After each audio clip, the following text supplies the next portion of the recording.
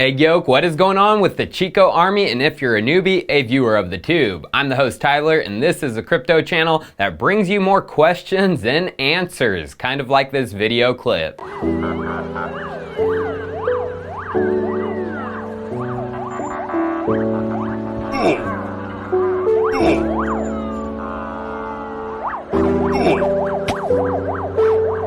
Have a nice trip. See you next fall. It's time for Chico Crypto.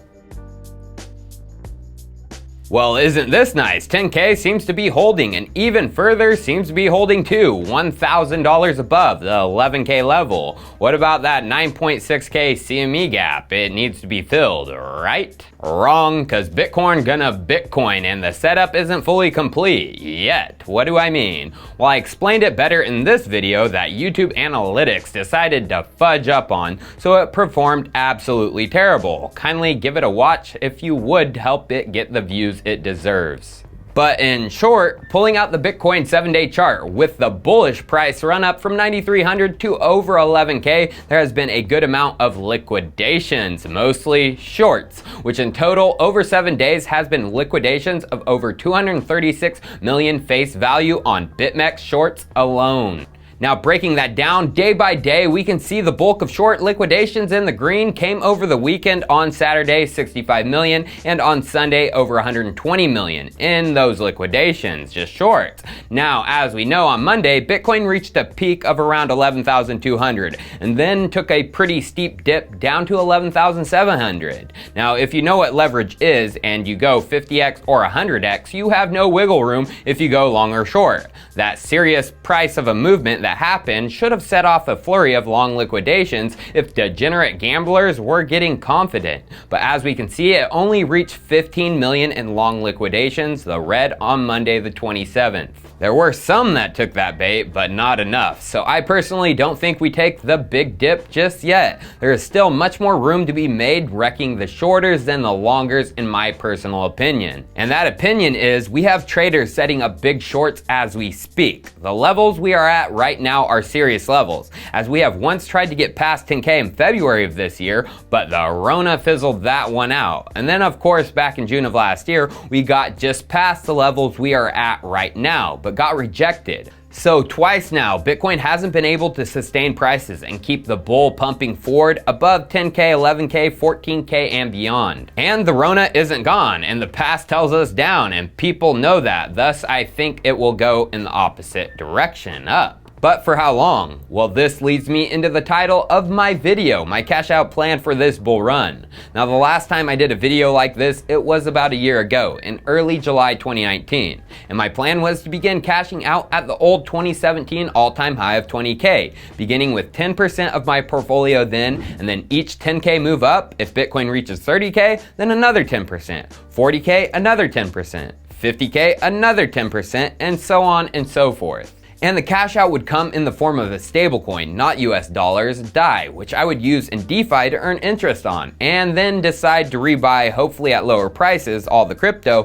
when the big crash comes. But I have seriously adjusted that since then. The markets have changed, the world has changed, and DeFi has changed and evolved. So what's my plan now? Well, we have to understand that it's very, very uncertain what is going to happen. But one thing we do know is the lifeline of how crypto functions. The volumes we see is a factor of one thing and one thing only: Tether USDT. For example, the volume of that stablecoin was over $29 billion yesterday, while Bitcoin was only $24 billion. It's the crypto market's dominant trading pair. Yet I'm sure if you at home, if you ask all your trader friends in Telegram and beyond, hey, you use Tether? They would say no. So who uses it? No one really can say, but supposedly just large Chinese whales that deal with Russian OTCs. But besides that, the stablecoin has a big old target on its back, as we know, and there is a likelihood it implodes. That is not out of the realm of possibility, and actually, in my opinion, is a likelihood. I wish I could tell you when, but your guess of the exact date is as good as mine. Although Tether and corrupt financial operations are currently being protected by the current United States administration, it's freaking obvious if you can't tell. The New York prosecutor going after Tether, A.G. James, is not a friend of Mr. Trump, suing the administration on multiple occasions, which has grinded Trumpster's gears, tweeting and crying about it, but not mentioning her by name, in which she responded, "As elected AG of New York, I have sworn duty to protect and uphold state law. My office will follow the facts of any case, wherever they lead. Make no mistake, no one is above the law, not even the president. P.S. My name is Letitia James. You can call me Tish." So yeah, there is bad blood, and the most suspect thing of all, in my opinion, that Tether possibly is being protected is when Trump specifically fired Jeffrey Berman, the prosecutor going after Reggie Fowler and the shadow bank Crypto Capital, which is directly tied to A.G. James' Tether case. As yesterday I showed, they have to turn over all banking relation documents and communication, including that of Crypto Capital. Now, I don't want to get too deep on you, but don't you find it suspicious that Berman was also investigating the old Epsteiner stuff, including trying to get interviews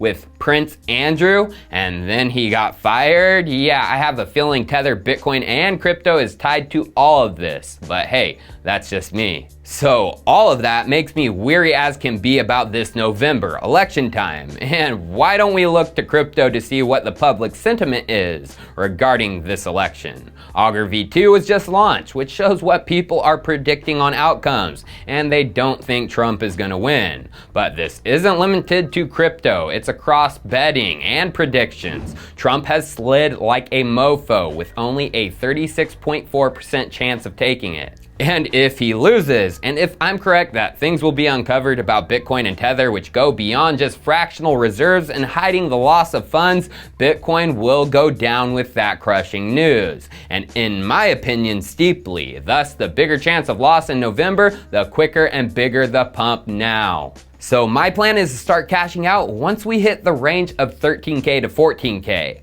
And it won't be in 10% increments like before, but 5% to start. So at 14K, 5% of my portfolio will be sold, and it will be 100% altcoins, no BTC or Ethereum. That level is unknown territory, the 13K to 14K range. We have only spent a total of 6 days during the 2017 run-up and January fall in the range of 12.5K to 15K, just 6 days back then. And the last time we got there, just a single day in June of 2019. So if that's gonna be the peak, at least I will have 5% of my altcoin dust taken out and secured this time. So like last time, will I be cashing it out into DAI? Actually no, and some people might hate me for this, but listen, 50% USDC and 50% DAI. And why have I decided to do this now? Well, let's just listen to Vitalik just 2 days ago and what he said regarding his concerns with DeFi. Instead of going down that rabbit hole, I actually want to ask you more about your criticisms of DeFi. What are your main criticisms and concerns? I think one big one is just that a lot of people are underestimating smart contract risk.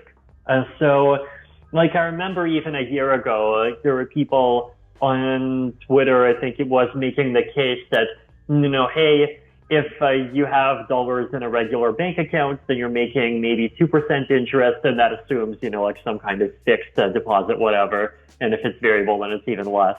But if you put your dollars into compounds and you're getting 4%, well, why the hell would anyone choose 2% over 4%? Clearly 4% is better. Or even if you put your dollars in DAI, clearly 4%, back when it was 4%, clearly 4% is better. And my response was, well, 4% is only better than 2% if those systems are exactly the same in every other way, right?